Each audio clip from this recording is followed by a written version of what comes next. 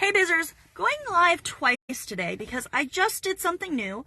I drew a sticker out of an envelope in the last video. And I told you that what I wanted to do is I wanted to draw a sticker out and then just see what we could talk about for the day. And the sticker that I drew out was the word magical. And I have been thinking about it since I started driving home, and I wanted to come back on and talk about it again. And I want to give you a definition of what the word magical means. I want to make sure that it's really clear what I'm talking about. When you are magical, when your content is magical, when you are actually taking advantage of your magic, it means that you are connecting with your people on a level that they can't believe. So you're describing a story, a scene, a perspective, an opinion of theirs. And they feel hit by it. You've got them, right? And so I recently did a video, and it was about how your inner critic tries to tell you that you suck, essentially. That was the gist of the video. And it went over really well. I did another video recently where I talked about what your fears are. And the fear for my audience is not making sales. And so these types of things make you magical. When your person hears what you're saying and goes, oh yeah, I so get that. Or, oh, she called me out on that. That's when your brand is magical. And so what I want to know is what you've done that was magical, that had engagement, that had more views, that took you to the next level. And then I want you to take that and compare it to when it didn't happen. And what I want you to understand about being magical is that you're not always magical. You get those magic moments by continuously putting yourself out there and continuously trying to connect. And I think this is where people get video wrong a lot. They think that these big channels that are super successful and making money are putting out constantly new content that's magical over and over again. And they don't understand that really there's a small percentage of what you do that actually works. It's about stepping out, getting a new idea, and trying again and again and again. And the most important thing about being magical for your people is understanding that it's not just the original thing. You have to also understand what they related to and then double down on it. So what am I talking about? The sad truth is, if you want to be magical to your audience, you also have to know your numbers. You also have to understand your analytics.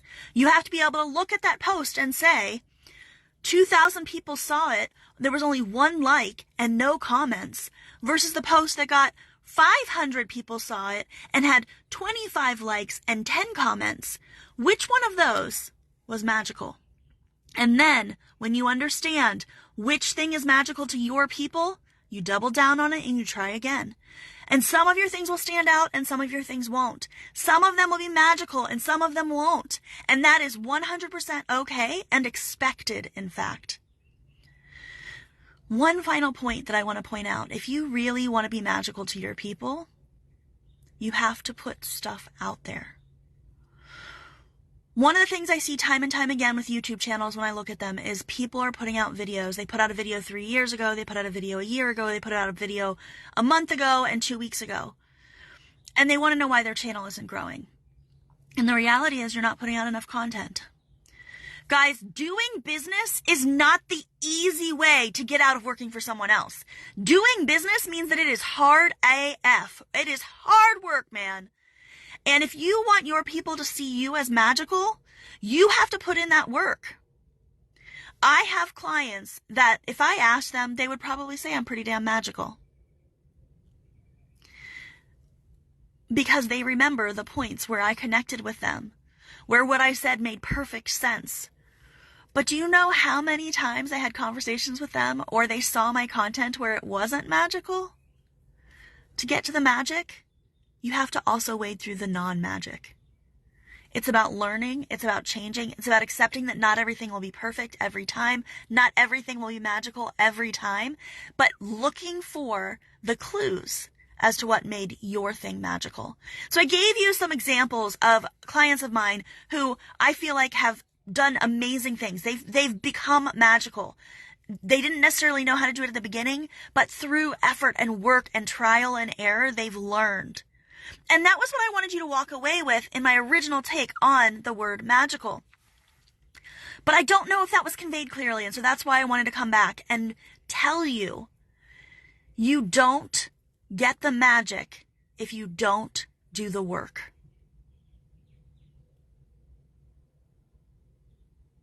Are you doing the work? If you're not, and you want help, I would love to help you. If you're not, and you're confused why you're not magical, that's your answer. I love you guys to bits. I am so glad we get to live our dreams together every single day. And I want to point out that I did 2 takes today. And if you found helpful any information in either of these, I hope that you will understand that in order to get to that magic, I had to be willing to just step out there and do it even though I wasn't sure.